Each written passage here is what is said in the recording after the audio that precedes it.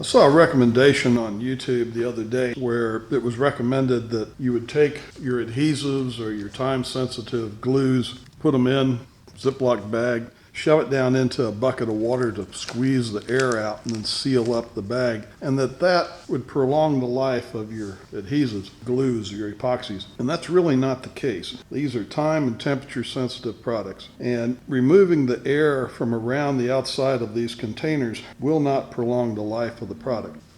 These already have air inside from being partially used, and the cap that's on these is quite sufficient. As these sit around, they will degrade or go off in the container all by itself. Polyurethane glue, cyanoacrylate are both very bad about having short shelf lives, and the quality of the product that you buy determines how long it will last as well. Some of the cheaper cyanoacrylates will go off in the bottle within a month or two after you open them. So what I have found is that I can prolong the life of my epoxy, my cyanoacrylate, polyurethane glue.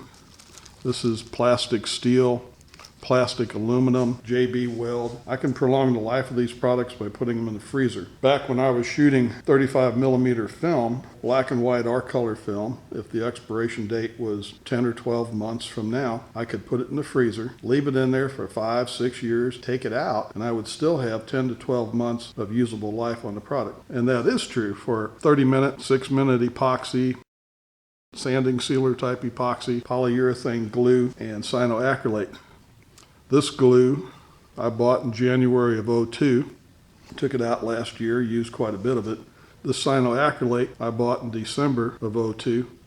I still have quite a bit of it in the freezer, and it's as good as the day I bought it.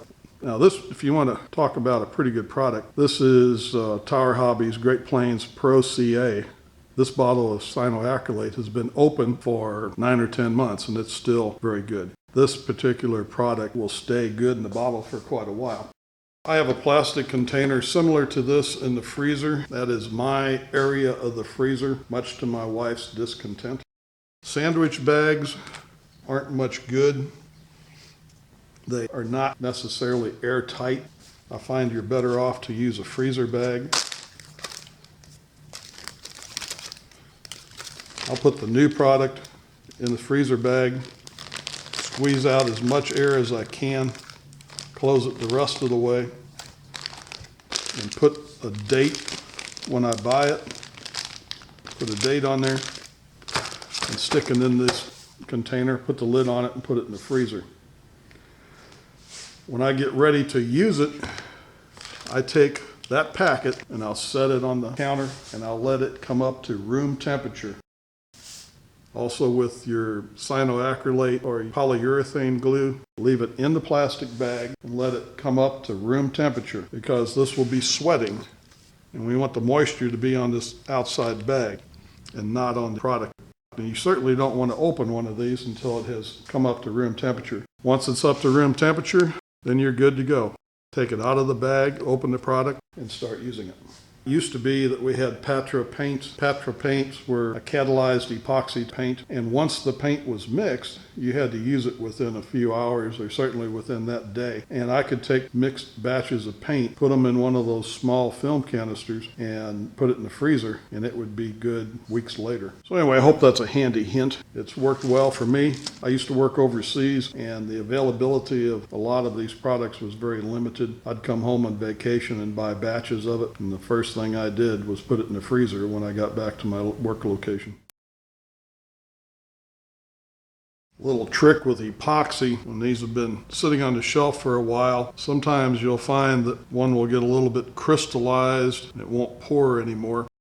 Pull the lid off of that, put that in the microwave just for about 10-15 seconds. Let it sit for a while, shake it around a little bit, see if it's all melted or come back to a good liquid. Easy does it. You don't want to cook it. You just want to melt that crystalline structure in there. I haven't noticed that it has affected the strength of the epoxy. Again, don't cook it. You're just trying to warm it up a little bit. Sometimes you'll find that your 6-minute or 30-minute epoxy is a bit too thick. You can take a little isopropyl alcohol and just a few drops at a time in a small container like this film can.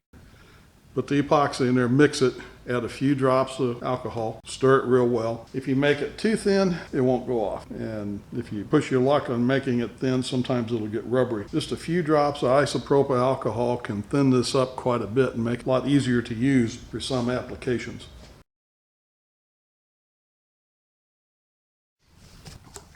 And if you can still get any of these old film cans, I use the lids.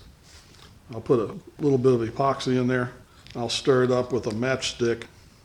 You can either matchstick in there, it sets up, flex this thing and pop that old epoxy out of there, and you've got a handle to throw it off into the trash can.